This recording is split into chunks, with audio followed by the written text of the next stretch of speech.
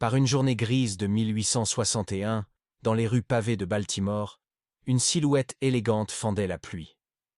Il portait un manteau taillé dans un tissu noble, un haut de forme brillant de prestance, un pantalon rayé et des chaussures si lustrées qu'elles reflétèrent les flaques d'eau.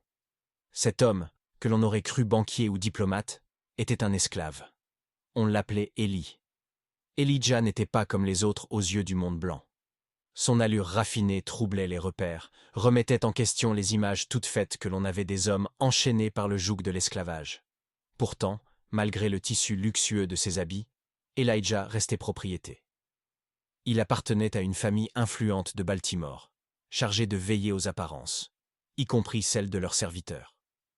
Ce jour-là, une jeune femme blanche, la fille de ses maîtres, sortait d'une boutique. La pluie s'était mise à tomber, fine mais insistante.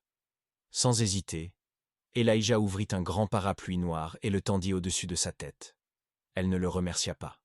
Ce geste, aussi noble qu'il fût, était attendu. Mais ce que la foule vit ce jour-là fut tout autre.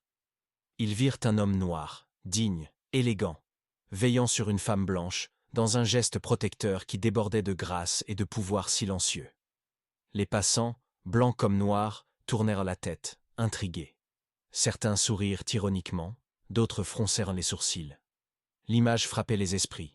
Qui servait qui, vraiment? Où était la frontière entre servitude et prestance? Ce moment fut immortalisé par un artiste britannique en visite, troublé par la scène. Il la publia à Londres sous le titre « L'esclave dandy, une scène à Baltimore, Maryland ». Un titre ironique pour une image pleine de contradictions. Elijah, dans sa tenue impeccable, devint malgré lui une énigme visuelle, un symbole du paradoxe américain. Dans une ville où liberté et esclavage se côtoyaient, un esclave pouvait incarner le raffinement même et faire vaciller l'ordre établi, rien qu'avec une ombrelle et une allure.